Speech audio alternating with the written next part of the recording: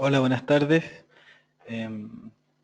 Bueno, muchas gracias por la invitación em, y por estar aquí también en este instituto que yo, las veces que he venido, me parece particularmente genial, que hay un espacio donde hayan reflexiones abiertas a este tipo de reflexiones y otras, en un ambiente interdisciplinario o transdisciplinar, lo cual me parece algo totalmente ad hoc al último tiempo. Bueno, mi charla la propongo que se llame La subjetividad como dato para la ciencia cognitiva, neurofenomenología y reportes corporizados. Ujú. Para comenzar, quisiera un poco rastrear el origen moderno de la pregunta por la subjetividad en las ciencias cognitivas.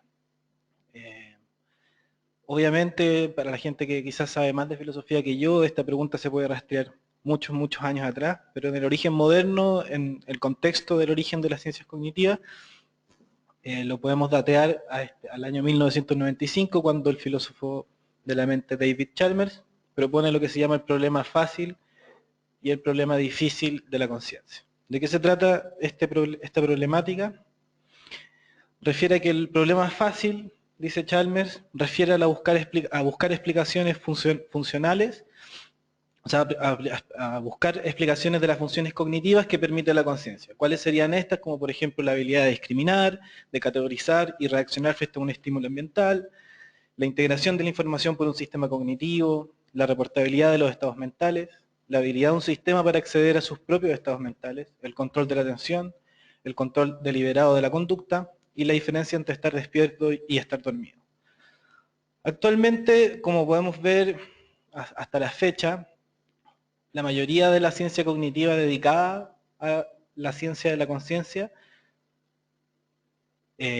hace investigaciones de este estilo. Es decir, busca, por ejemplo, los correlatos neuronales de la conciencia, ¿no? Cuando aparece un estímulo, desaparece y vuelve a desaparecer, ¿cuáles son los correlatos de la actividad neuronal que está ligada a estos cambios, por ejemplo?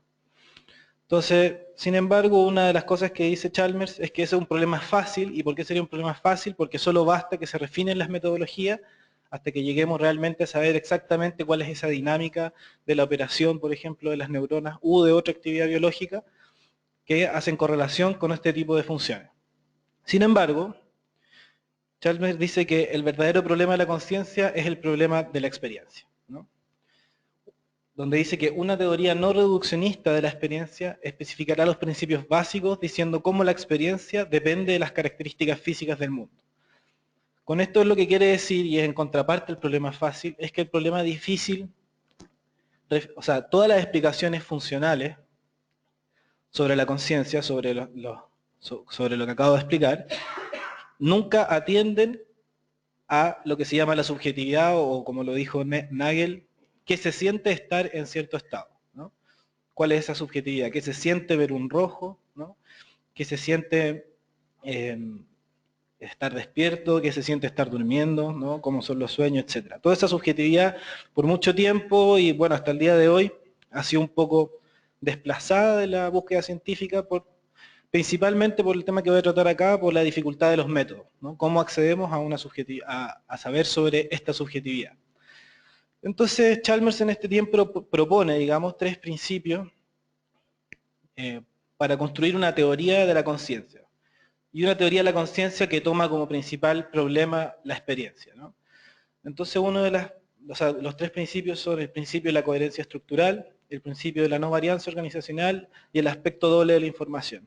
El principio de la coherencia estructural es que en realidad existiría como digamos, una coherencia estructural en el comportamiento de los datos que refieren a las funciones cognitivas y en el comportamiento de los datos que refieren a la subjetividad.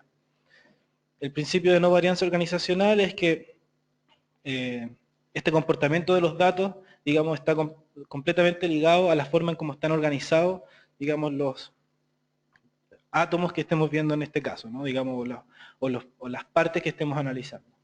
Y esto llegaría a pensar, digamos, como a decir que la información tiene un doble aspecto, digamos. Por un lado tiene un aspecto funcional de cómo interactúa la información y por otro lado tiene un aspecto subjetivo. Y para eso, digamos, termina este paper diciendo una frase que a mí me parece como muy ilustrativa, que es que cuando hay información, hay un o sea, cuando hay una información, también hay estados informacionales que están, esta traducción, por eso lo dejé en inglés porque no sé cómo se traduce, incluidos, digamos, en un espacio informacional, ¿no? Entonces, si queda como más o menos claro, el problema fácil de la conciencia son buscar, o sea, digamos, hacer explicaciones funcionales sobre los mecanismos cognitivos que están involucrados en un estado consciente, y el problema difícil sería buscar cómo se siente estar en ese estado consciente. Al año después de esta publicación de David Chalmers, Francisco Varela propone, digamos, da un giro pragmático hacia la búsqueda de una metodología que nos dé solución a esta dificultad del problema de la conciencia, ¿no?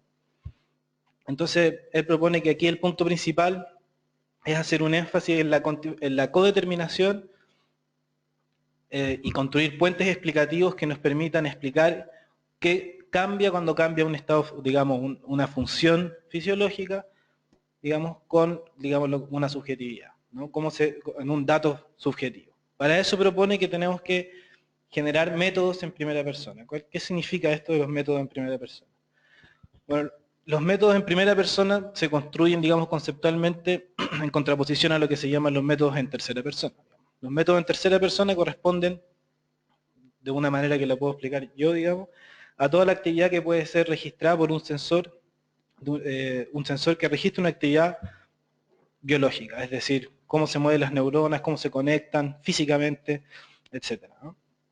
O qué sé yo, la frecuencia cardíaca, la conductancia eléctrica de la piel, etc. Eso es tercera persona porque el dato surge de un sensor de manera objetiva.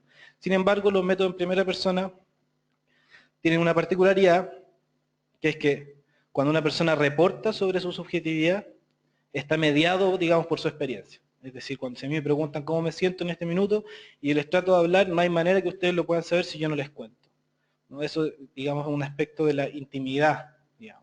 Hay un aspecto, hay una intimidad de este fenómeno, digamos, de la subjetividad. Si yo no les cuento, nadie se entera. Además, no es reducible a lo que nosotros podemos saber sobre los datos que provienen en tercera persona. Es decir, yo no puedo saber qué es lo que ustedes están sintiendo si solamente estoy buscando cómo es la actividad neuronal de ustedes en este minuto, ni cuál es su, digamos, frecuencia cardíaca, o etcétera, cualquier otro dato en tercera persona. Entonces, lo que propone Varela es hacer, digamos, un vínculo y tratar de ver cómo se constriñen mutuamente estos dos tipos de datos, ¿no? Pero primero, para ello, para llegar a esta proposición, Varela dice que se necesitan metodologías que podamos acceder a estos datos de la subjetividad de manera tal que podamos compararlos con estos datos en tercera persona, que ya tenemos un montón. O sea, si ustedes se meten a Google y googlean papers sobre conciencia desde, no sé, desde el año 1990 hasta ahora, que fue el boom de la conciencia, hasta ahora hay 1.001 millón de papers que nos hablan sobre las cosas que decíamos antes, como que decía Chalmers, como cuáles son los correlatos neuronales implicados en la habilidad para discriminar, en la integración de la información, y hay un montón de teorías al respecto. Sin embargo, hay bastante poco sobre las metodologías para acceder a la subjetividad.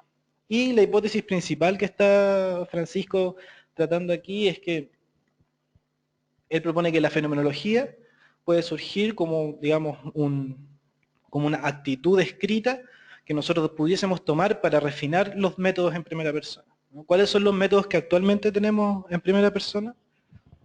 Generalmente consideramos lo que son entrevistas o preguntas, ¿no? Cómo se siente, etc. Sin embargo, esto, digamos, no tiene una rigurosidad y tiene uno de los principales problemas, que es el problema de la confabulación o de los problemas sobre la introspección. Es decir, si yo no tengo una actitud suficientemente entrenada para describir qué es lo que siento, probablemente diga cosas que no tienen que ver con lo que estoy sintiendo, ¿no? Esta es la hipótesis que está detrás de incluir la fenomenología para refinar los datos en primera persona.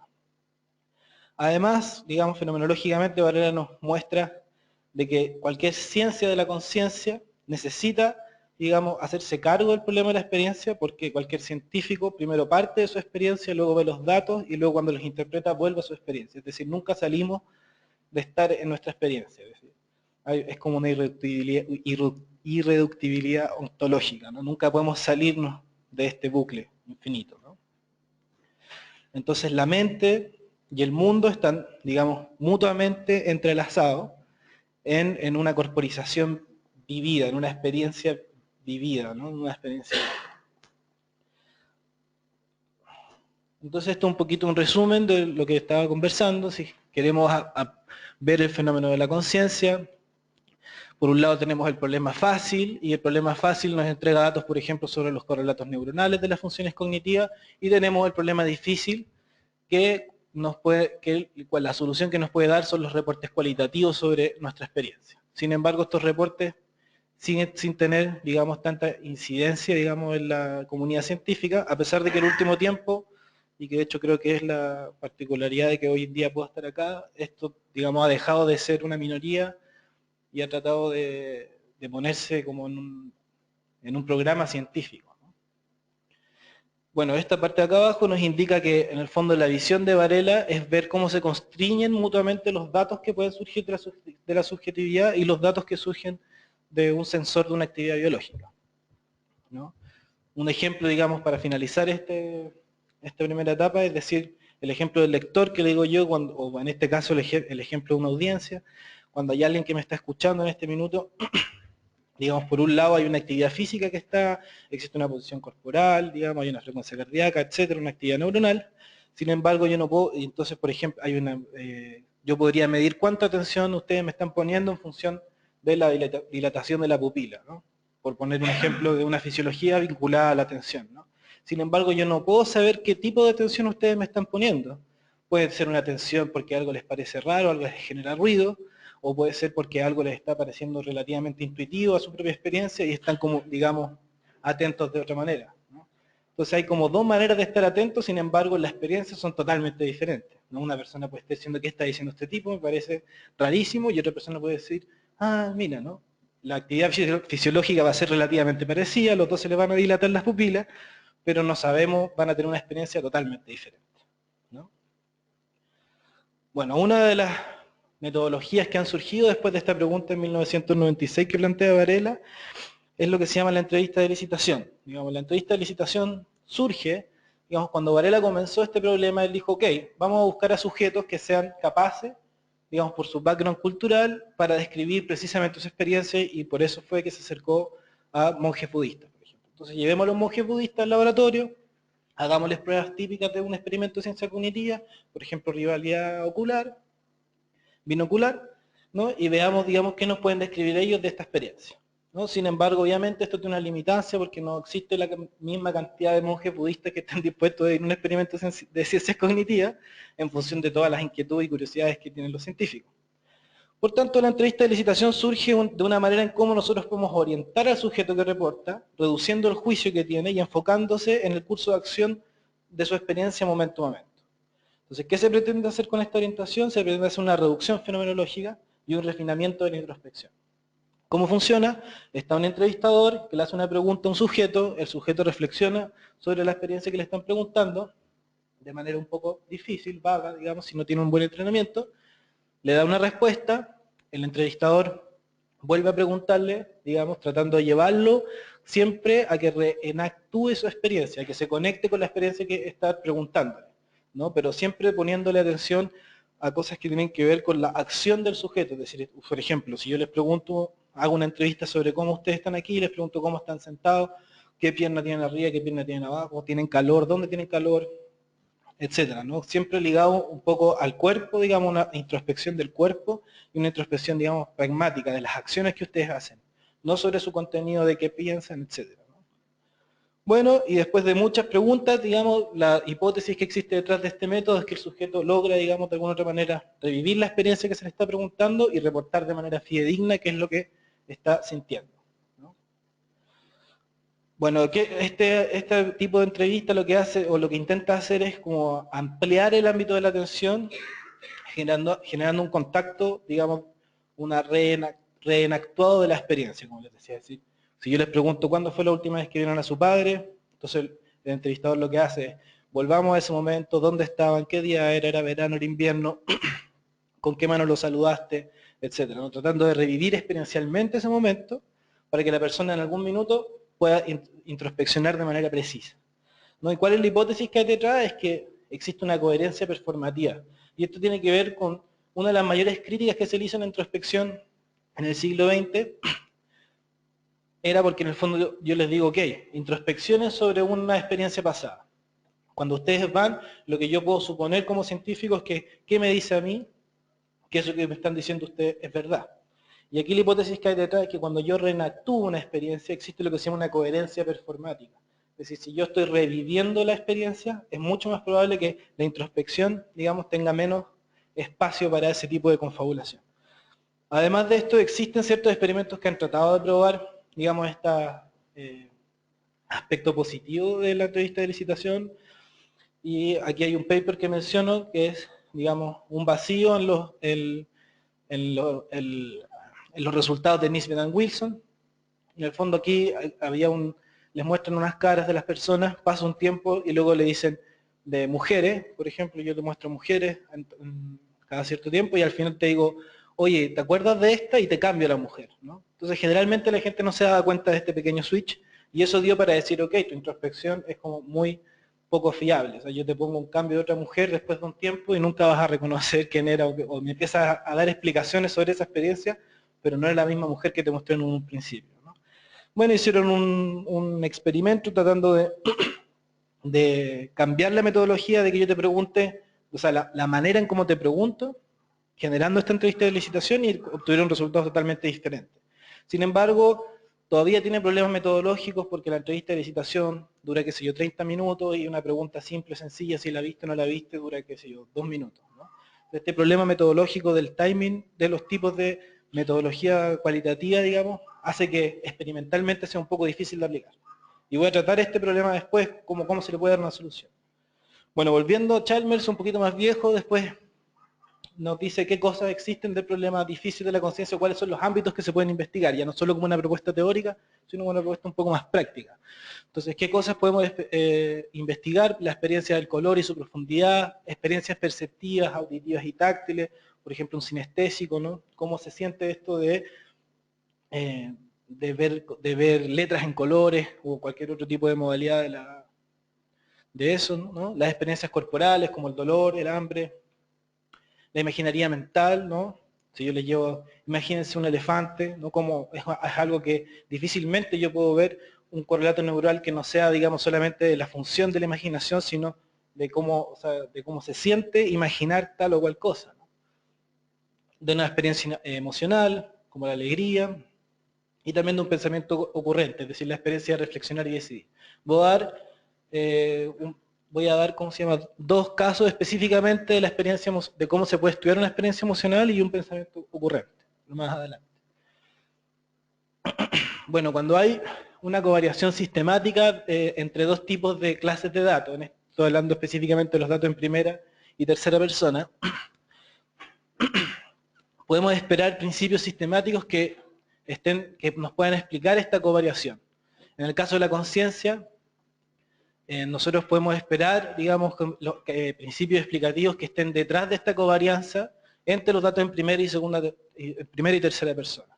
Para dejar un poquito más claro qué significa esto, aquí podemos ver que en la ciencia de la emoción esto se hace relativamente más tiempo y con bastantes resultados. Por ejemplo, aquí pueden leer, digamos, los papers que son del 2007, 2014, 2015, 2005, ¿no? Cómo hay una coherencia entre la experiencia emocional, el comportamiento y la fisiología que acompañan esto, ¿no? Y aquí como algo que nos dice que esto a mí me muestra que en el fondo muchas veces disciplinas empiezan a hacer, digamos, indagaciones científicas de forma separada y no hacen, o sea, digamos, converger, y la teoría y la ciencia de la emoción tiene un montón de cosas de neurofenomenología o de explicaciones sobre la covariancia entre datos en primera y tercera persona, bastante útiles, y que yo aquí propongo tomar en consideración para poner un poquito más, o digamos, dar unos pasos más allá en lo que sería una ciencia de la conciencia de orientación neurofenomenológica, ¿no? Entonces aquí podemos ver una cita, ¿no? Desde Darwin en adelante, los investigadores han estado interesados en la emoción y han argumentado que las emociones involucran cambios coordinados entre la experiencia, la conducta y la fisiología, ¿no? Entonces aquí tenemos un artículo de Maus, ¿no? Currents Among Emotion Experience and Physiology, donde nos muestra que, digamos, frente a un estímulo emocional que aparece en este minuto, los cambios en la experiencia, en la conducta y en la fisiología, digamos, tienen una cierta coherencia, ¿no? Varían, digamos, en conjunto, ¿no? Aquí podemos ver el momento en que en todos los registros, cuando hablamos de aquí de experiencia, lo que hicieron ellos fue que les pusieron unas perillas que ellos iban subiendo si se sentían, digamos, emocionalmente afectados por lo que estaban viendo, ¿no? Específicamente estaban viendo películas que generaban tristeza o alegría, ¿no? Entonces ellos iban diciendo, bueno, tengo tanto de tristeza y tanto de alegría, y este es el resultado de eso que están viendo aquí arriba, donde dice experiencia, ¿no? En la conducta grabaron la cara de las personas viendo estas películas y entonces después dos árbitros, digamos, de manera objetiva, digamos, en un doble ciego, empezaron a identificar si habían, digamos, gestos de la conducta que estén asociados a la emoción, o sea, digamos, cambios en la cara, digamos. Si sonreían o ponían cara de tristeza. Sabemos que en la ciencia de la emoción esto es algo bastante estudiado, aparentemente existen, digamos, una coherencia intercultural en este tipo de gestos en la cara, por tanto, relativamente podríamos decir que, digamos, nos puede servir como un dato general. Y en la fisiología podemos ver la actividad cardiovascular, la conductancia eléctrica de la piel y la actividad somática, que la actividad somática más bien es un sensor que iba midiendo cuánto se movía la persona mientras veía la película. Entonces vemos que la actividad somática aumenta en un momento al mismo tiempo que aumenta la experiencia de esa emoción y la conducta, es decir, los cambios gestuales, ¿no? Después, esto es un video, no sé si se puede poner play. Este es otro experimento que hicieron sobre la emoción, sobre una emoción compartida en un ritual de hombres de fuego, por decir. Si los hombres pasan a pies descalzos por, digamos, un carbón hirviendo, y hay gente, si pueden ver, no se ve muy bien aquí, gente que los está mirando, que es la familia, gente que está aquí, que es cercana a las personas que están cruzando el fuego, y espectadores X, por decirlo, que no tienen ningún vínculo. Entonces lo que hicieron ellos fue medir, digamos, las actividades autorregulatorias del cuerpo como la frecuencia cardíaca, etcétera. Ahí está. Ahí está el fuego, digamos, hirviendo.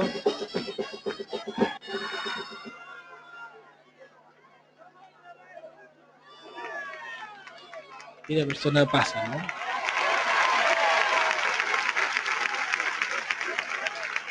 Ven que hay, digamos, un sentido emocional bastante compartido, digamos, la audiencia está compartiendo un significado, digamos entre todos. ¿Cuáles son digamos, los resultados de este experimento?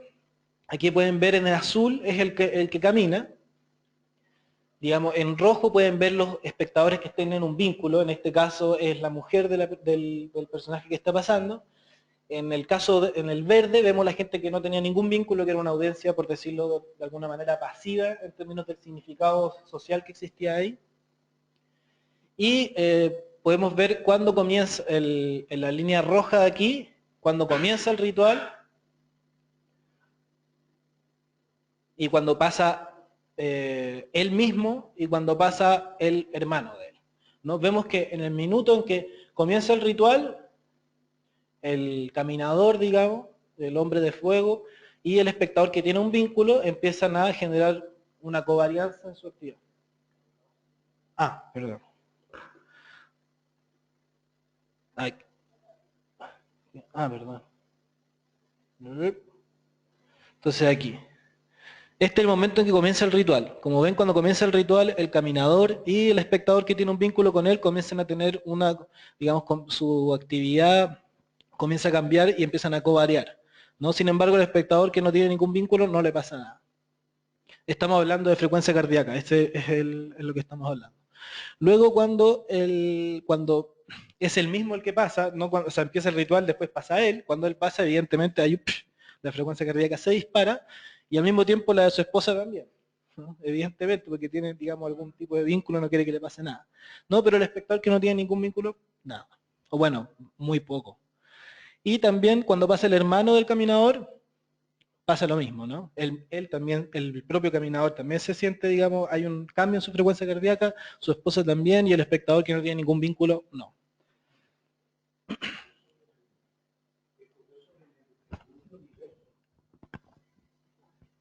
Que iban más o menos sincronizados. Aquí. ¿Te fijas? Y llega un momento que uno sube, el otro baja justo antes de... Claro. Como que fuera una reacción opuesta a la tensión antes de... Claro. Sí, habría que ver como cuáles son los reportes que existen de ese momento, qué es lo que pasa, pero igual es interesante, porque esto nos puede decir, esto, digamos, el ejercicio que hizo Jorge ahora, es algo propiamente tal, yo creo, de este proyecto de neurofenología, es decir, vamos a los datos en tercera persona y después vamos a ver qué pasó en ese momento subjetivamente, ¿no? Evidentemente aquí vemos una estructura bastante interesante, como decía Jorge, venían casi coordinados y de repente, ¡frum! ¿Qué pasó ahí? Si fuéramos a preguntar quizás, encontraríamos algo, quizás no, quién sabe. Pero al menos en esta parte sabemos que hay una covariancia, digamos. Eso respecto a lo que les decía que iba a hablar sobre sobre la experiencia emocional, digamos, y ahora sobre el pensamiento ocurrente, que es un experimento que hice el 2015 sobre toma de decisiones. Este es el Iowa Gambling Task. El Iowa Gambling Task es un juego, digamos, bastante validado en la investigación de la toma de decisiones. Existen 4 mazos de cartas. La gente, cada carta te entrega un premio en dinero y te quita dinero, ¿no? Entonces tú tienes que ir seleccionando cartas hasta que empieces a saber qué mazos te dan más dinero y cuáles menos. Evidentemente existen mazos que son mejores que otros. En este caso el C y el D son mejores y el A y el B son peores. Pero el sujeto que está participando no tiene idea de eso. ¿Cuál es como digamos, de cómo se hace esto experimentalmente? Entonces la persona juega 20 veces y luego entra el investigador y le pregunta, ¿no? ¿Cómo te sientes? ¿Cuánto sabes del juego? ¿No? Eso es la típica modalidad. Luego juega 10 veces más, entra el investigador y le pregunta de nuevo, etcétera, ¿no? Pero en mi caso lo que yo hice fue decir, ok, ¿qué pasa si nosotros cambiamos el tipo de reporte? Hacemos el mismo experimento y en vez de preguntarle qué siente, hacemos una entrevista fenomenológica. ¿Cómo lo hiciste? ¿Dónde partiste? ¿Qué carta tomaste primero? ¿Qué carta tomaste segundo? ¿Qué carta tomaste después? Etcétera. Sin ningún tipo de darle información sobre lo que está pasando en el juego, sobre la estrategia. Entonces aquí tenemos 3 variables que vamos a analizar. Por un lado tenemos el comportamiento, que es cuántas cartas sacaron de los mazos buenos y de los mazos malos. Tenemos el reporte, que es cuánto saben del juego durante el juego, que son niveles de conciencia de la estrategia. Y un reporte de contraste que yo les pregunto al final, ok, a ver, dime de 0 a 10, ¿cuánto te gusta el mazo A, B, C y D? Siendo 0 no es bueno, 5 neutro y 10 muy bueno. ¿Ya? Entonces, ¿qué fue lo que pasó? Lo que uno tendría a pensar es que cambiar el reporte no debiera tener un significado, digamos, en la conducta, al menos, ¿no? O esa es la primera hipótesis que alguien que no le importa indagar en los reportes subjetivos te diría, ¿no? ¿Qué tanta varianza va a generar? Bueno, efectivamente al principio, la conducta de los participantes, este número acá, estamos viendo cuántas cartas tomaron de los mazos buenos, restada por cuántas cartas tomaron de los mazos malos.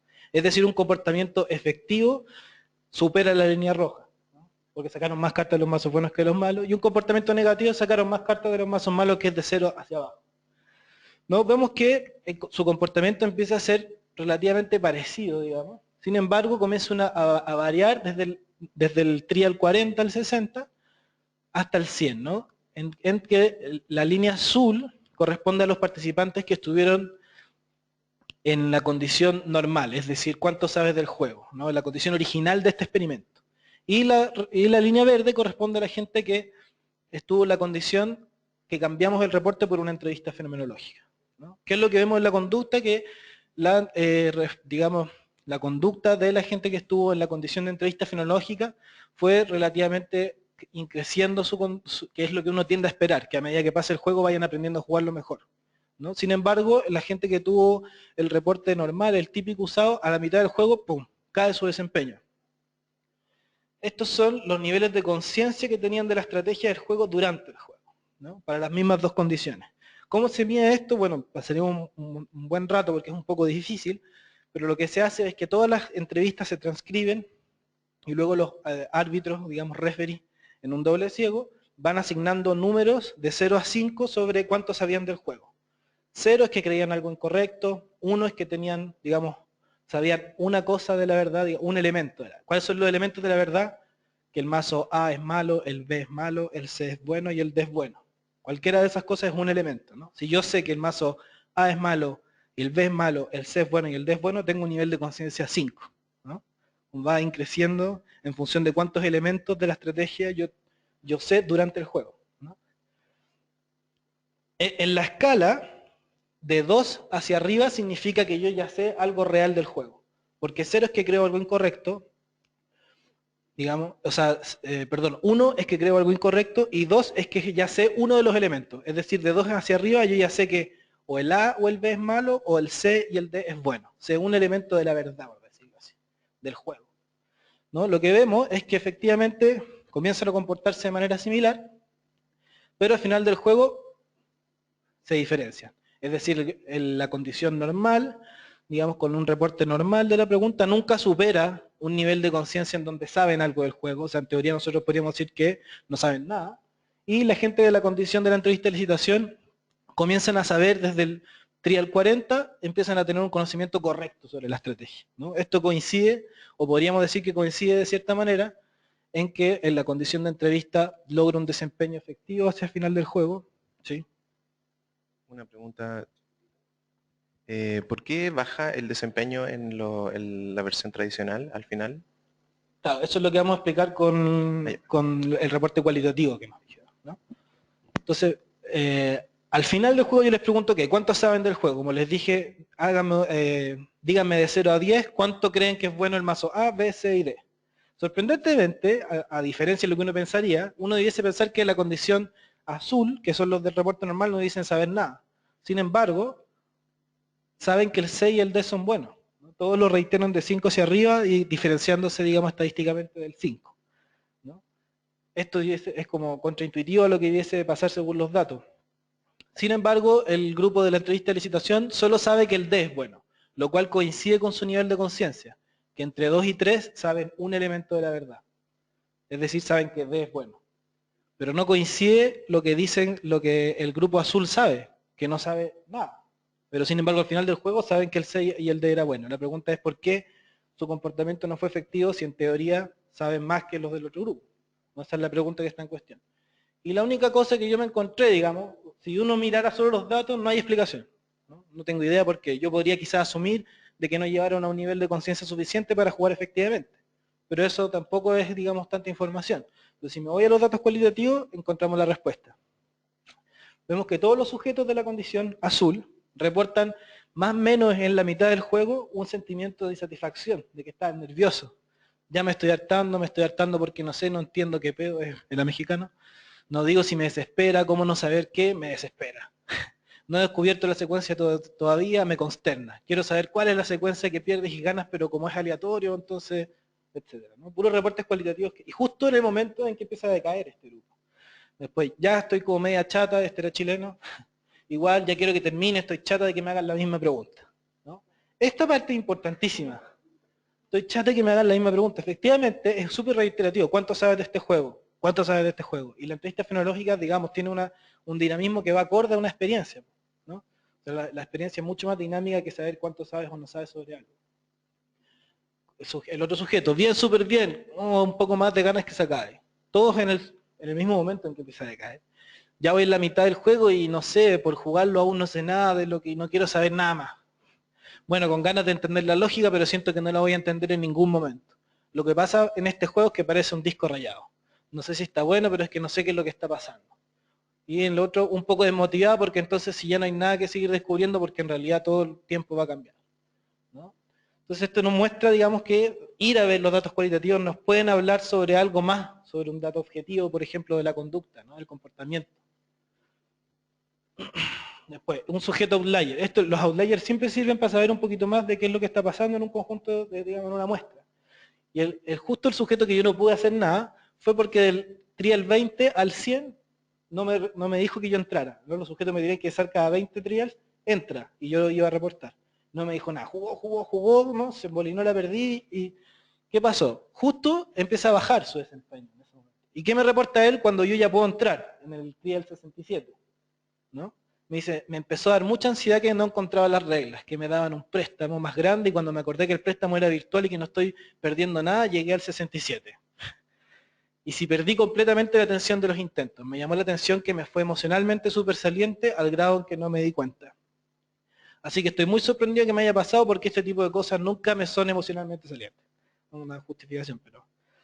¿Qué es lo que pasó? Claro, esto reitera un poquito lo que está pasando aquí. La persona siente algún tipo de inconsistencia emocional, no sabe qué lo está pasando, se siente un poco perdido, baja su comportamiento, digamos, y relata, digamos, su estado emocional.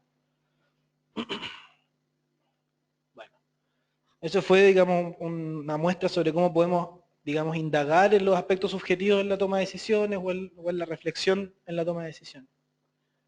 Bueno, en función de todo esto que le he ido contando, cuál es, digamos, lo que quiero proponer o lo que estoy intentando proponer, intentamos también en el laboratorio, es que por un lado tenemos que tomarnos en serio cómo la fenomenología nos puede ayudar a refinar los datos en primera persona. En segundo lugar, que existe una cognición social, que digamos que la subjetividad no es una cuestión netamente íntima, sino que estamos inmiscuidos en un mundo social y que nuestra interacción permea digamos, nuestras actividades. Lo pudimos ver en el ejemplo del caminador del fuego, ¿no? Efectivamente hay un sentido social compartido. Si él hace algo y yo estoy involucrado con él, mi cuerpo también cambia, ¿no? Y además que la ciencia de las emociones nos ofrece un montón de metodologías para medir la covarianza de los datos, lo cual hay un poquito de pega ya hecha, que no se había visto. ¿Y qué es lo que propongo yo? O proponemos en el laboratorio, lo que proponemos en el laboratorio es crear dispositivos tecnológicos que nos faciliten los métodos en primera persona. ¿Por qué? Porque una de las cosas que yo me encontré de dificultades en mi metodología es que llegar a saber, o sea, imagínense que estos fueron 8 sujetos. Imagínense si yo tengo una muestra de 50, transcribir 50 entrevistas y llegar a una conclusión como esta. Infinito, un trabajo gigante. Lo cual yo no desmerezco. Efectivamente la entrevista de licitación, como nos contaba Jorge, tiene, digamos, un esfuerzo en hacer esto, pero sin embargo las dificultades siguen presentes, ¿no? Entonces, yo a mí mismo me decía, ¿cómo yo puedo hacer esto? ¿Cómo puedo empezar una investigación de este tipo sin la necesidad de estar entrevistando a todo el mundo durante una hora, transcribir, después pasarle a los referees las transcripciones, que me pasen las transcripciones a números, de que esos números los valide, etcétera, para tener un dato que yo pueda comparar cómo varía con, por ejemplo, un dato fisiológico? Entonces lo que hicimos fue esto. Entonces hicimos lo que nosotros llamamos un pedal de expresión. El pedal de expresión, digamos, un pedal que funciona igual que un acelerador de un auto. Entonces la persona en una situación emocional o una experiencia emocional X va presionando cuán emocionado él se siente con lo que él está observando. Digamos, es un registro bastante, como por decirlo así, sencillo y burdo de la experiencia, pero que va a ser muy útil para el análisis, ¿no? Que son, digamos, es muy parecido a lo que decía Mauss, en lo que mostré que con las perillitas van diciendo cuánta emoción sienten sobre algo. Entonces la persona está sentada en una situación experimental, responde datos en la pantalla como, digamos, estadístico, edad, género, nombre, para poder después yo hacer clúster en función de eso. Al mismo tiempo tiene el pedal, en donde va diciendo, no me siento nada involucrado, me siento muy involucrado, y el pedal nos entrega datos que van de 0 a 100. ¿Por qué un pedal? ¿Por qué con el pie? Digamos, tomando en consideración lo que, esto, ¿no? La reciente literatura sobre cognición corporizada sugiere que las estructuras y procesos cognitivos emergen de patrones sensoromotores recurrentes de percepción y acción. En este sentido, nuestras habilidades cognitivas son capacidades globales que surgen de las dinámicas autorregulatorias del cuerpo durante la interacción cerebro-cuerpo-entorno, ¿no? Entonces, en línea con lo anterior, pareciera bastante atractivo utilizar el cuerpo como forma de expresión de la subjetividad, pudiendo ser una manera de facilitar los procesos cognitivos de introspección necesarios para reportar una experiencia, mientras a su vez comprendemos el correlato funcional de las actividades autorregulatorias del cuerpo durante este ejercicio cognitivo.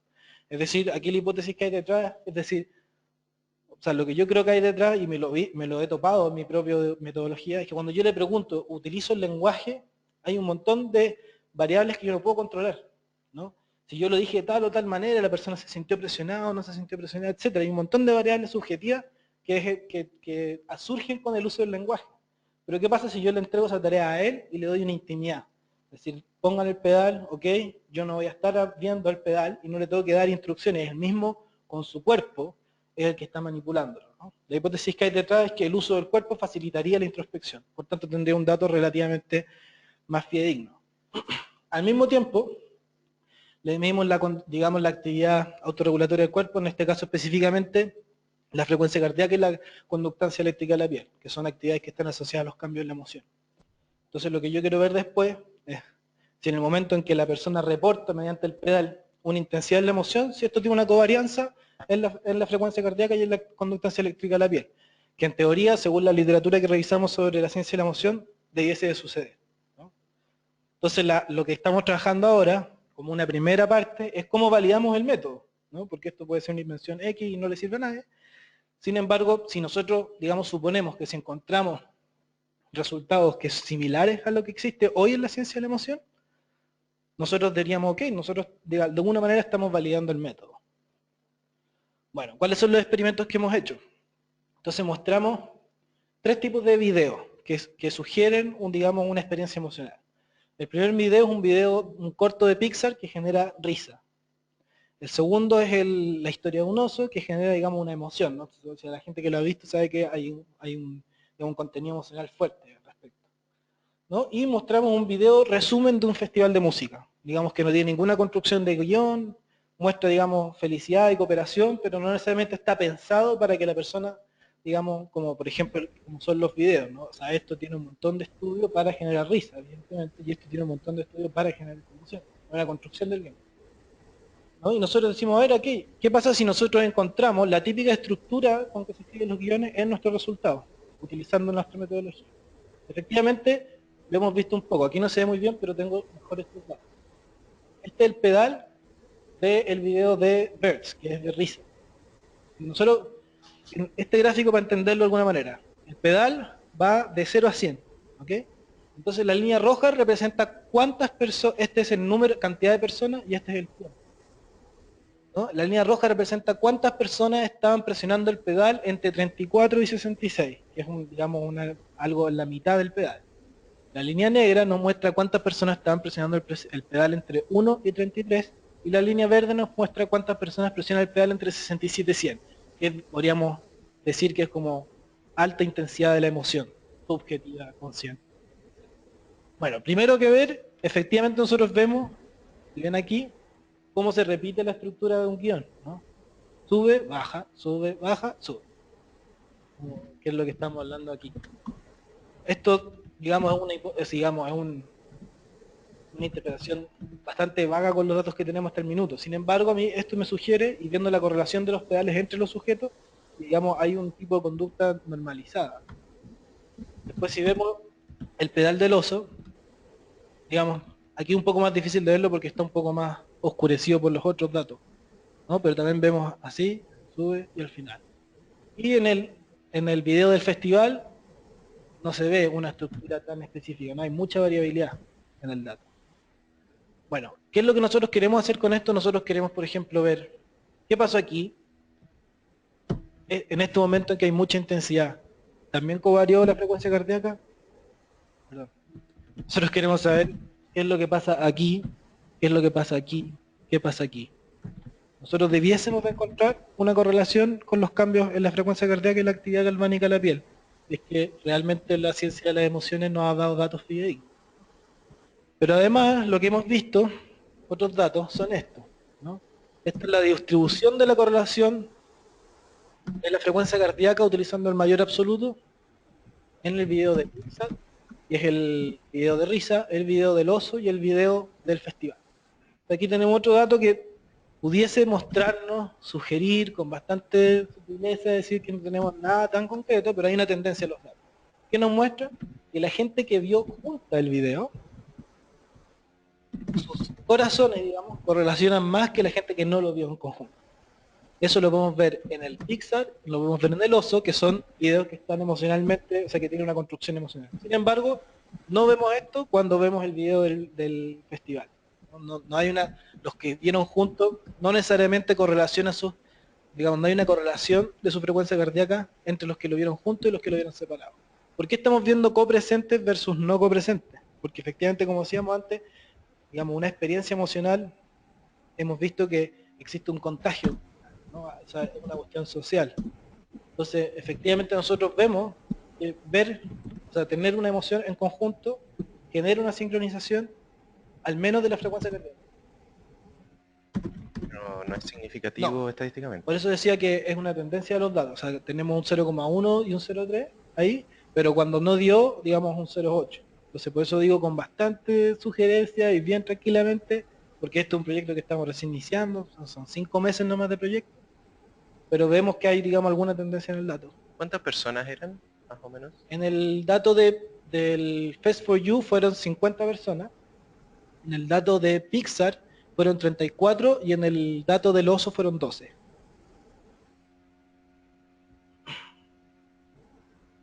Ajá. Y estas son las correlaciones de los pedales. Vemos que las correlaciones de los pedales son bastante altas, mucho más altas que la frecuencia cardíaca, ¿no? Esto nos podría decir dos cosas. Uno, que quizás se están contagiando mucho, digamos, en términos conscientemente, porque uno se ríe y el otro se ríe. Hay un montón de, digamos, especulaciones que uno pudiese hacer de estos datos, ¿no? Pero al menos a mí esto me dice que de alguna manera existe una cierta conducta, digamos, a pesar de que, porque todas son bastante altas, 0,5, 0,6, digamos, y este es significativo. Y este tiene una leve tendencia. Entonces, ¿cuáles son las conclusiones? Solo podemos sugerir que el método de Embody Reports, como nosotros le hemos puesto, obtiene una tendencia que coincide con los resultados que existen en la ciencia de la emoción. Consideramos que esta estrategia puede alentar pragmáticamente el desarrollo de las metodologías en primera persona y contribuir a generar un puente explicativo entre los datos en primera y tercera persona. ¿Cuáles son los próximos pasos a seguir? Es hacer estos experimentos con realidad virtual. ¿Por qué? Porque una de las buenas preguntas de la conciencia, digamos, es ver la diferencia entre estar, digamos, situado, ¿no?, embodidmente en un lugar o estar virtualmente, ¿no? Entonces sería interesante ver qué pasa con nuestra metodología, por ejemplo, viendo una película o, por ejemplo, en una obra de teatro, porque nuestros dispositivos son posibles de utilizar online, es decir, nosotros podemos ir a una obra de teatro y hacer una medición. Es más, vamos a hacer una con 15 personas este jueves. Entonces, ver qué pasa, cuál es la diferencia entre las personas que están viendo la obra de teatro o las personas que están con un lente de realidad virtual en su casa viendo la obra de teatro. ¿Qué otras cosas se pueden hacer? Podemos generar, por ejemplo, una situación experimental en que una mitad de la muestra solo se tome datos de la frecuencia cardíaca y la actividad galvánica de la piel, y la otra gente se tome pedal, en el fondo correspondería al dato en primera persona, y los datos en tercera. Esto nos ayudaría a ver de que el hecho de reflexionar conscientemente, estar reportando tu experiencia subjetiva, afecta o no afecta a los datos. Si los datos se comportan relativamente similares con pedal y sin pedal, nosotros podríamos decir que los reportes subjetivos, digamos, es una de las mayores críticas que se le hace a los reportes subjetivos en ciencia, no estarían afectando, no estarían ensuciando los datos en tercera persona. O nos encontramos que sí. Y eso quería decir, ok, nos damos cuenta que el hecho de estar reflexionando conscientemente sobre una experiencia afecta también nuestra fisiología, por tanto, la conexión entre esos dos, digamos, empieza a ser más limitada. Entonces esto, digamos, ofrecemos, digamos, un espacio para reflexionar sobre si los métodos en primera persona sirven para orientar la interpretación de los datos en tercera o viceversa. Estos son el equipo que trabajamos en nuestro laboratorio: un gestor cultural, un programador, un matemático, una diseñadora y un sociólogo. Y bueno, estamos buscando colaboración, cualquier persona que le interese el proyecto, ¿no?, o que lo encuentre interesante. Nosotros estamos partiendo, pero sería muy interesante para nosotros recibir, digamos, colaboraciones, hacer trabajo en conjunto. Nosotros tenemos 15 de nuestros dispositivos a disposición de eso. Tenemos también lentes de eye tracking, etcétera, ¿no? O sea, hay un montón de cosas que podríamos llegar a hacer y que a alguien le motive, ¿no? Muchas gracias por su atención.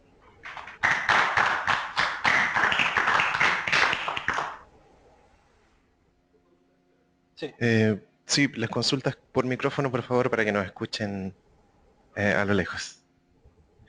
La primera es si en realidad algunas de estas cosas del reporte en tercera persona ya se han usado mucho en ciencias sociales. A mí no me parece que sea tan así como conectado con la ciencia cognitiva, es como tuyo o de los que están ahí, pero siento que como en historia o en sociología, como que esto del reporte en tercera persona se usa muy seguido, como quizás no está formalizado. Y lo otro es lo que mostraste de la realidad virtual, salió en un capítulo de Big Bang Theory. ¿Cuál? El de la realidad virtual salió en un capítulo de Big Bang Theory que va Sheldon por un bosque y experimenta las sensaciones del bosque. Ah, ya, no lo he visto. No.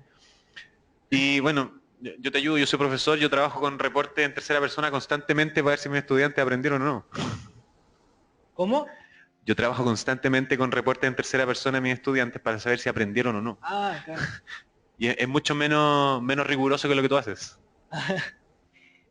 Bueno, respecto a la primera pregunta, efectivamente sí. De hecho, soy sociólogo. Efectivamente, o sea, digamos, yo sé que las formas o las metodologías de entrevista y de cuestionarios son ampliamente usadas y, digamos, no tan poco trabajadas, digamos.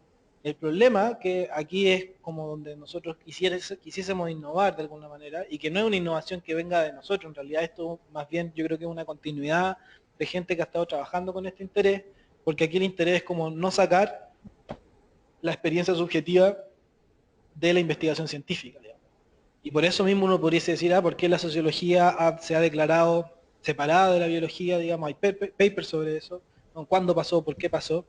Digamos, y yo tendería a pensar que, digamos, digamos, este rompimiento del vínculo entre la sociología y otras disciplinas ha generado estos vacíos, digamos, ha generado que no se haya avanzado para facilitar la metodología o los resultados en función de contrastarlo con datos, digamos, como la frecuencia cardíaca. O sea, como les decía, es súper complicado transcribir miles de entrevistas, después pasar eso a números para generar una linealidad para poder ver si hay una covariancia con los otros datos. Yo eso al menos en la sociología nunca he visto un interés de eso. O sea, pocas veces, digamos, no es que nunca, pero hay un poquito interés en generar este vínculo entre los dos datos. Entonces, claro, hay mucho, de hecho, efectivamente la pregunta más bien sugiere una motivación. Debiésemos de haber más sociólogos, más científicos, más filósofos de la mente conversando en conjunto para ver cómo se hace esto mejor.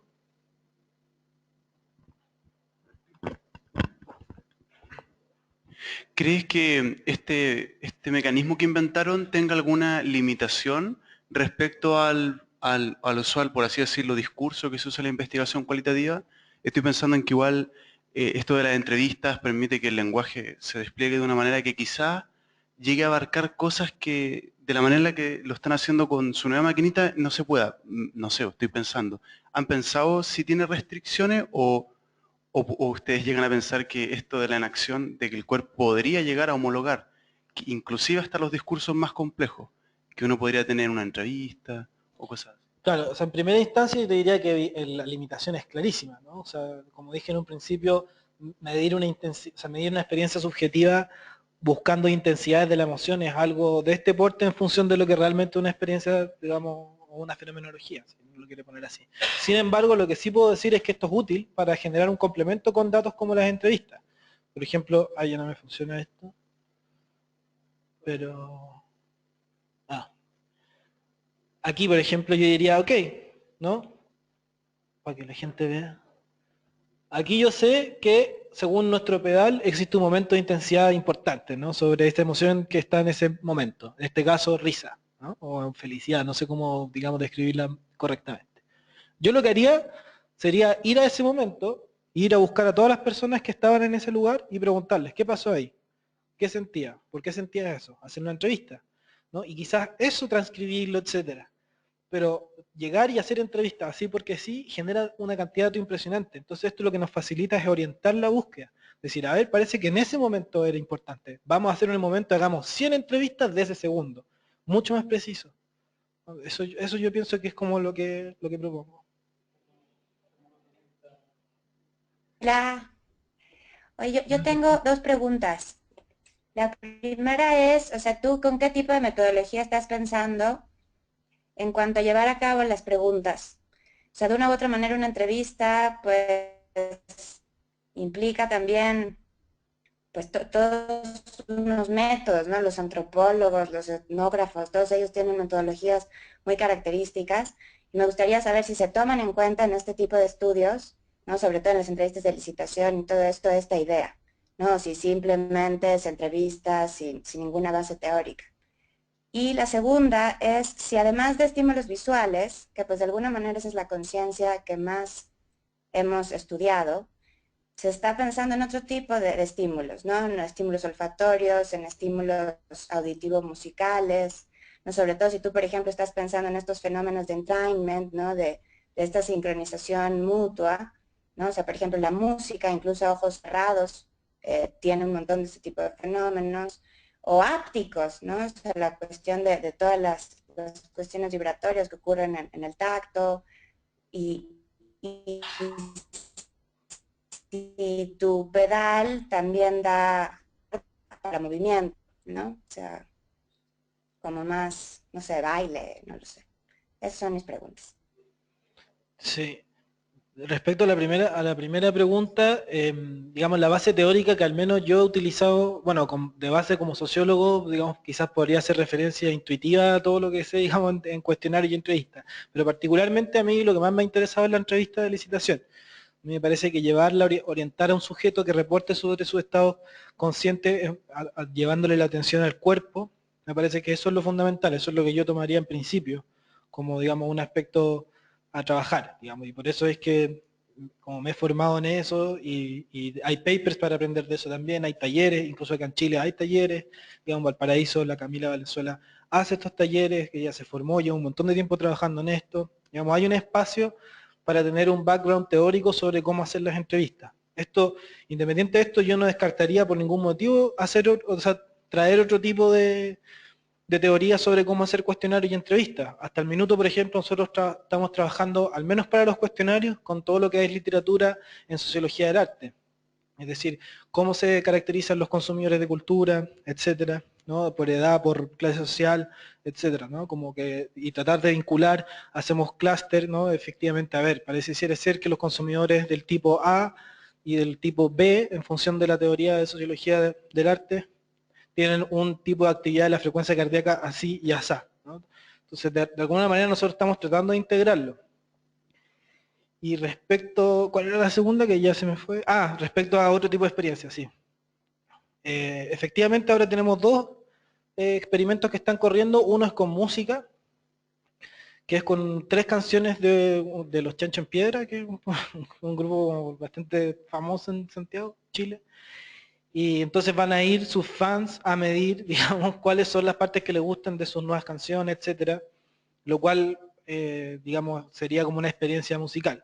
Pero sin embargo yo podría comentar que este proyecto surge de una experiencia musical, digamos, o sea, yo hice una improvisación musical con otra persona, y entonces a mí lo que me interesaba saber, en el momento en que yo sentía que estaba, digamos, conectado con el otro, o que la improvisación estaba saliendo bien, por decirlo así, quería saber si él también, ¿no? Si era algo mutuo. Porque uno intuitivamente podría decir que sí, pero quizás a veces nos sorprendemos en la ciencia y es contraintuitivo, quizás no. Quizás yo me emocioné primero y él después, etcétera, ¿no? Entonces cuando yo estaba escuchando la canción y marcando en mi cuaderno cuáles eran los momentos que yo sentía como más conectado con el otro, me empecé a dar cuenta que empecé a hacer flechitas, ¿no? Entonces de la izquierda a la derecha, poco conectado, más conectado, muy conectado.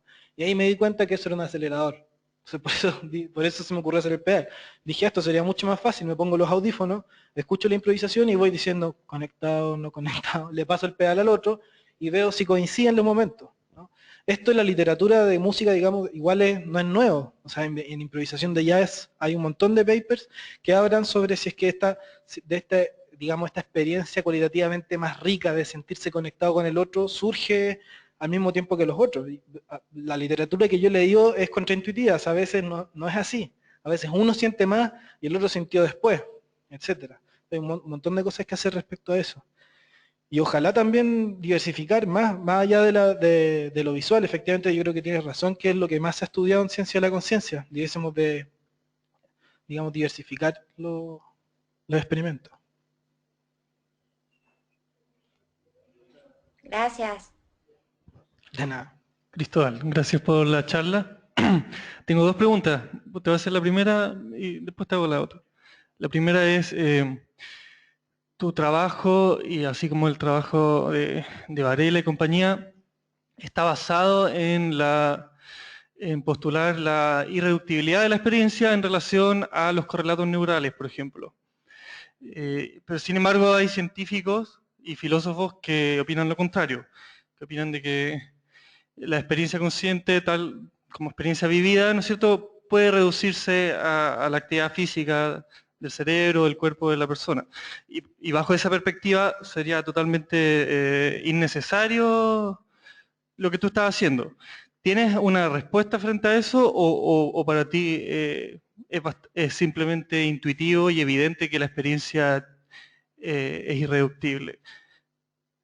¿Cuál es tu posición frente a...? O sea, en primera instancia yo creo que la duda es súper válida. De hecho hay bastante buena investigación que se hace sin reporte. Si podemos pasar, o sea, puedo cambiar perdón. Aquí tengo hecho una referencia el que está aquí, se llama No Report Paradigms, ¿no? Extracting the True Neural Correlates of Consciousness. ¿No? Es tratar de buscar, digamos, momentos de una experiencia subjetiva, pero sin preguntarle nada, ¿no? Solamente viéndole el cerebro, ¿no? Y buscar un montón de información para saber qué tipo de organización digamos, de la actividad neuronal corresponde a cierto tipo de estado subjetivo. A mí me parece que esto es genial. Sin embargo, yo te diría que a mí tampoco eso me dice que eso va a ser correcto. Entonces yo lo primero que tendría a hacer es suspender la pregunta y tratar de sacar la mayor cantidad de datos para saber si eso es así o no. Entonces, una de las primeras cosas que haría sería lo que dije, ¿no? Ver si es que el pedal afecta o no afecta la actividad fisiológica, o por decirlo de una forma más abstracta, si la introspección afecta o no afecta los estados fisiológicos de una experiencia emocional. Eso sería lo primero que haría. Pero y eso por un lado, digamos, dejaría abierta la pregunta y haría que ellos investiguen un montón, que nosotros investiguemos un montón y ahí ver qué pasa, ¿no? En primera instancia. Y después, en segunda instancia, digamos, es una cuestión de una opinión más personal, digamos, como les dije en el ejemplo del lector o del espectador, a mí me parece bastante, o sea, yo dudo de que yo solamente atendiendo a la fisiología a las respuestas fisiológicas pueda entender un estado subjetivo particular. Y el ejemplo más claro es la lectura cuando uno convive con alguien. Digamos. Si tú estás leyendo un artículo, lo mismo que dije antes, la pupila se te dilata si tú pones atención, pero pueden haber dos personas teniendo una experiencia totalmente diferente con la misma actividad fisiológica. Entonces eso Pero la actividad del cerebro igual va a ser distinta. no lo sé. Yo creo que sí. Pero Sí. bueno, yo comparto... No, o sea, digo no lo sé, no porque quizá, o sea, teóricamente puede ser que sea diferente. Ahora en términos prácticos, con la ciencia que hoy en día, yo no sé qué tanta, digamos, especificidad, o sea, este que te digo yo es del 2015, no lleva mucho tiempo haciendo esto, ¿no? Y, digamos, no sé, no sé si hay suficientemente datos para saber si yo puedo reconocer un estado subjetivo muy preciso con correlatos neuronales de la conciencia. Digamos, no grueso, por decirlo así, como estar despierto o estar durmiendo, etc. La segunda pregunta tenía que ver con que el lugar de donde parte, el problema difícil, el remedio de Varela, de incluir la experiencia y el análisis meticuloso y entrenado a la experiencia. Un poco la pregunta que quería hacerte ¿cómo se contribuye finalmente al problema difícil? Que podríamos estipularlo como ¿por qué cierta actividad neuronal está acompañada de experiencia en vez de no estarlo? Y que en una perspectiva más corporizada podría reformularse como ¿por qué tal dilatación de la pupila? ¿Por qué tal conductancia cutánea? Etcétera, etcétera. ¿Por qué todos esos datos empíricos tienen un correlato de experiencia subjetiva en vez de no? De ¿por qué tenemos experiencia en vez de ser zombies? Un poco esa es la pregunta del problema difícil. Y que Chalmers da algunas pistas de que tiene que ver con establecer puentes, y es lo mismo que recoge Varela, establecer puentes, leyes, en el mejor caso, leyes que vinculen el dato empírico en tercera persona con el dato fenomenológico. ¿Para dónde crees tú que va eso? O sea, ¿estás cerca de establecer esos puentes? ¿Qué forma tendrían esos puentes? ¿Cómo tu trabajo contribuiría a establecer esas leyes o principios para unir estos dos ámbitos? O sea, yo creo que, y Chalmers creo que también lo menciona en algún minuto, yo creo que, o sea, que cerca no estamos, o sea, estamos lejos de estar cerca, yo creo que por lo menos 100 años o más en llegar a un tipo de conclusión como esa o en realmente encontrar un puente explicativo. ¿No? Sin embargo, lo que yo opino personalmente es que no exista, digamos, esa pista tan clara sobre este puente explicativo, no debiese de por qué limitar la búsqueda científica. Digamos, en algún minuto la gente miraba y habían estrellas y pensaban que nunca iban a poder verla y después se inventa el telescopio, lo que sea, digamos. O sea, el hecho de la invención del telescopio es porque no se rindieron frente a la pregunta. Entonces, eso es lo primero que yo diría. O sea, lo primero que hay que hacer es no rendirse frente a la pregunta. ¿Por qué las limitantes de los métodos tendrían que limitar nuestra curiosidad? O sea, en primera instancia. ¿Y qué es lo que yo lo primero que haría sería esto, ¿no? Buscar cómo covarían los datos de la fisiología con la experiencia subjetiva y tener miles y miles y miles y miles y miles de datos y qué sé yo, que después hacer redes neuronales que aprendan a distinguir, a categorizar ese tipo de covarianza, bla, bla, bla, bla, hasta que lleguemos a tener más precisión. Hasta el minuto están los papers que les he mostrado, está el trabajo que estamos haciendo nosotros y supongo que hay muchísimo más. en arte, en música, en danza, también como mencionó la Jimena, hay un montón, pero creo que estamos de todas maneras muy lejos de llegar a un puente explicativo. Por eso la visión de Chalmers era una proposición teórica, era expandamos los límites, digamos, démosles una nueva, digamos, carácter digamos, al dato, y que solamente el dato no significa, digamos, no tiene relación, digamos, con una conducta, sino que también tiene un aspecto subjetivo de la información. ¿No? Claro, eso es un avance en términos teóricos, y aquí la propuesta es hacer un avance en términos metodológicos. Y esperando que llegue a pasar algo, puede que no pase nada también. Leo la pregunta, dice tú. Si la puedes leer en voz alta sería ideal. Pregunta, ¿qué tipo de setup se necesita para llevar a cabo experimentos usando realidad virtual? Trabajo en realidad virtual. Mira, lo que nosotros estamos intentando hacer, porque realmente la realidad virtual es algo que, digamos, tampoco hay tanta experiencia al respecto, es lo que estaba comentando en un principio. Hacer una obra, o sea, y nosotros vamos a medir obras de teatro, ¿no? Espectadores de una obra de teatro, de una obra real, por decirlo así, no en una situación tan controlada. Lo que queremos hacer es grabar con una cámara 360 esa, digamos, la obra, y que personas estén en su casa con unos lentes de realidad virtual mirando la obra y ver si es que la realidad virtual efectivamente, digamos, cuánto se asemeja a una experiencia real. Hasta el minuto de ser el setup que he pensado. Cómo la experiencia subjetiva puede transformarse en números discretos y no perder su flujo como tal experiencia. ¿Les interesa orientar la búsqueda de patrones recurrentes de la conducta entre las entrevistas en primera y tercera persona? ¿O buscan la emergencia de nuevos significados que complementen con datos comprensivos los vacíos explicativos? O sea, ¿cómo la experiencia subjetiva puede transformarse en números discretos? Como lo estamos proponiendo, con los pedales. Y que no pierda su flujo, sí, lo pierde. O sea, digamos, pierde el flujo de la fenomenología, digamos, más precisa, porque nosotros estamos viendo solamente un aspecto, es como que estuviéramos diciendo, ok, tenemos una fenomenología que es así gigante. Nosotros solamente vamos a ir a ver la intensidad emocional, que es una cuestión de este porte dentro de la fenomenología. Entonces sí, efectivamente se pierde digamos, no sé si el flujo, habría que ser más preciso en decir a qué nos referimos con flujo, porque yo te podría decir que otra cosa que se gana es ver una linealidad, digamos, de cómo aumenta. Eso me parece que es bastante interesante y que lo hace mejor para ver un flujo que una entrevista, al menos, ¿no? Pero quizás el flujo en términos fenomenológicos de la fluidez de la experiencia sí, puede que un poco lo pierda. No, habría que ver, pero es una interesante pregunta. Eso. Igual tenía una pregunta como similar a eso, pero con respecto a lo de las entrevistas, porque si te entendí bien, la idea era después como contrastar datos como de mediciones, no sé, pues, de frecuencia cardíaca o qué sé yo, y después como que las entrevistas que hacían se las entregaban a un referee y eso después ellos como que de alguna manera lo transformaban en números, ¿no? Eso es lo que hice primero. Sí, pero por ejemplo en esa transformación, ¿de qué manera transformaban esas entrevistas que tienen como, porque las respuestas son libres, ¿no? ¿Cómo Claro. categorizar eso y cuantificarlo? La categorización se hacía de la siguiente manera. En ese caso particular, la entrevista era en función de cuánto sabían de la estrategia del juego.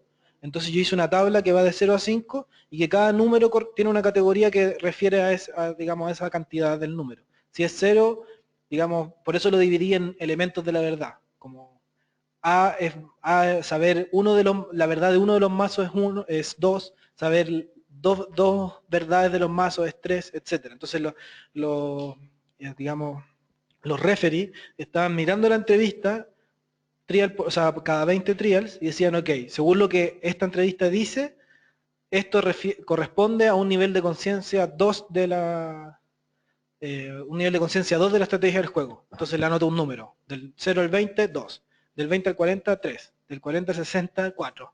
Todos esos números se ponen en una matriz de datos, y la matriz de datos se compara para saber cuánta fiabilidad existe entre los dos referees que fueron, digamos, un doble ciego. Y ahí se ocupa, digamos, un estadístico de Cohen, que es para saber, digamos, si ese estadístico al menos tiene una mínima, digamos, porcentaje de acuerdo del 70%. Sí, yo tengo varias dudas.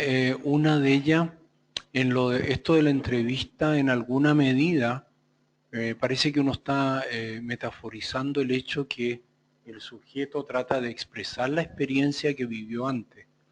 Y como que se da por obvio en el abordaje clásico, que no es lo que tú estás haciendo, que eso lo puede hacer mediante el lenguaje.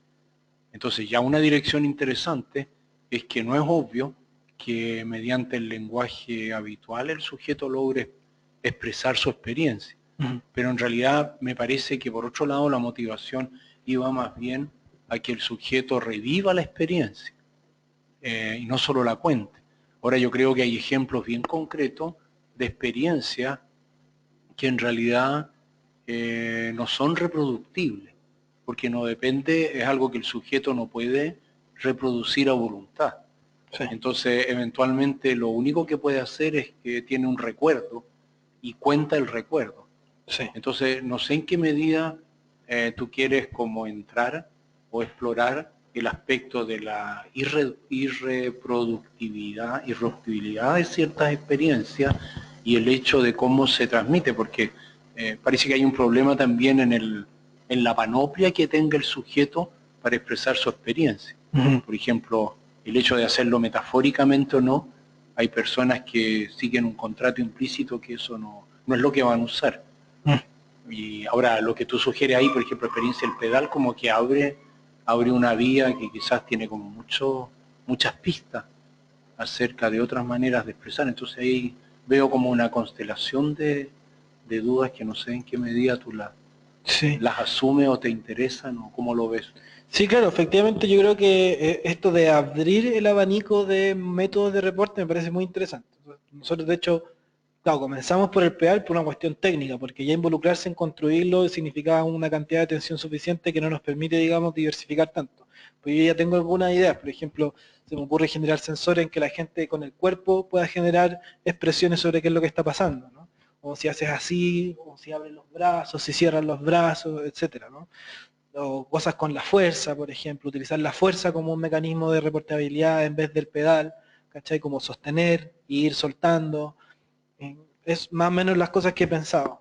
Y también para facilitar un poco este contexto para que no tengan que recordar, lo que yo he tratado de hacer es generar experiencias en tiempo real. Es decir, voy a analizar la experiencia de una obra de teatro, pongo los pedales en la obra de teatro, mientras están viendo la situación, ¿no? Quiero analizar la experiencia de un recital musical, voy con los aparatos al recital musical, así como lo hicieron en el Caminante del Fuego, ¿no? En vez de preguntarle a la persona cómo sentiste, cómo se camina por el fuego, vamos a donde caminan por el fuego, pongámosle los sensores y veamos ahí qué es lo que pasa, ¿no?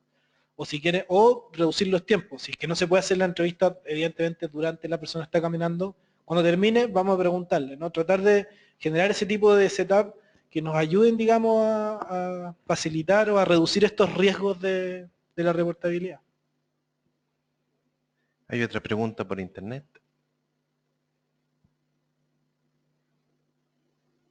Hola, soy yo otra vez. Oye, Roberto Torretti se interesó y me mandó una pregunta para ti. Bueno, un breve comentario. Y dice así: no se ve fácil tratar la subjetividad como dato sin reducirle a la objetividad. Entiendo la preocupación de los cognitive scientists, pero me temo que den palos de ciego mientras se resistan a asumir la subjetividad como tal, reconociendo en ella la fuente de donde surge y el pivote en torno al cual gira la actividad científica. Pero es animador enterarse de que al menos se han convencido de que no pueden pasarla por alto. Me es inspirador que el neocognitivismo de Varela esté causando revuelo, a quien lamento tantísimo no haber conocido personalmente. Por lo que he oído de él, barunto que asumía la subjetividad como subjetividad, no como dato. Por otro lado, no tomarla en cuenta es lo único viable si uno está subjetivamente comprometido con la objetividad científica. Lo lamentable es olvidar los límites que esta renuncia impone al saber alcanzado. Sí, yo entiendo, digamos, esa perspectiva. De hecho, yo creo que si uno fuera a preguntar, no sé, a Michel Bitbol o a un fenomenólogo así de tomo y lomo, yo creo que ellos han ido alejándose un poco de un proyecto que tenga algún tinte más cientificista, porque quieren volver a la subjetividad como tal, digamos, ¿no? Volver a las cosas como son y quedarnos ahí. Y a mí me parece que es un ejercicio totalmente legítimo. Ahora, dentro de mi propia experiencia o mi propio reflexionar, yo no puedo dejar de maravillarme quizás como un dato en tercera persona está vinculado a un estado subjetivo. Y dudaría, porque no lo sé, en primera instancia que eso sea reducir la subjetividad a datos. Más bien reducir la subjetividad a datos es una manera, es una herramienta para saber más sobre la subjetividad, pero reducirlo a un dato no significa que la subjetividad se convierta en un dato, es solamente una utilización.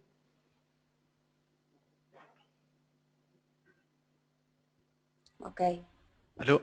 No, es que me acordaba que creo que, si no estoy seguro, la traducción al español del enunciado que tenía Varela decía correlaciones recíprocas. Sí, Creo que ese es como el concepto adecuado. Constreñimientos mutuos. Claro, deja así como súper clarito que uno no pretende reducir una a la otra, sino respetar el espacio.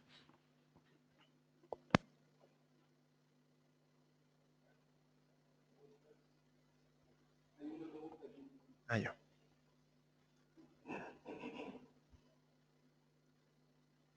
Ah, esa ya la... Sí. Ya está. Sí. Un comentario nomás.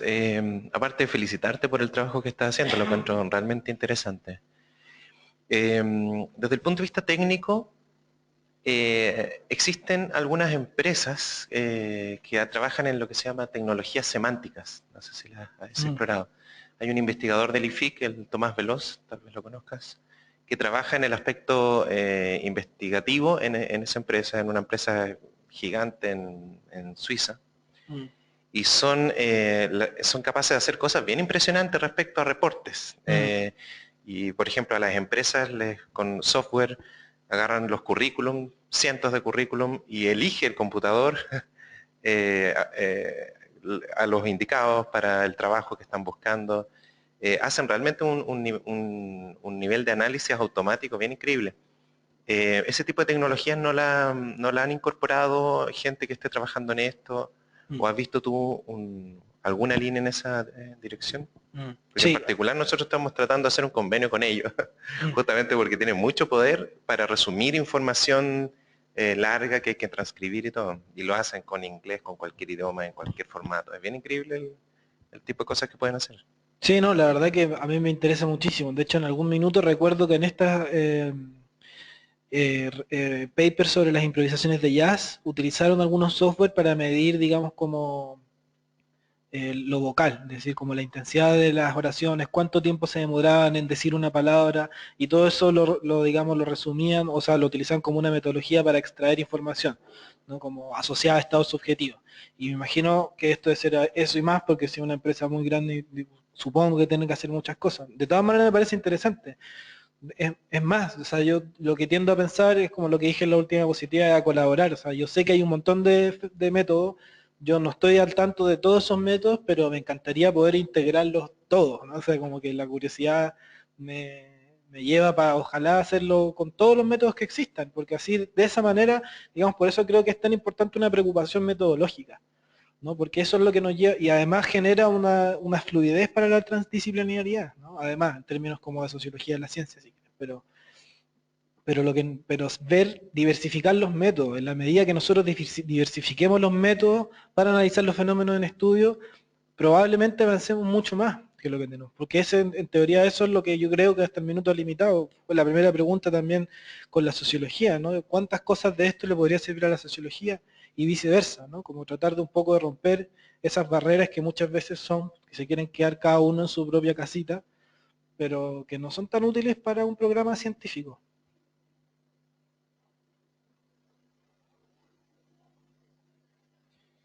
Bien, parece que no quedan más preguntas. Les pido un aplauso nuevamente. Muchas gracias.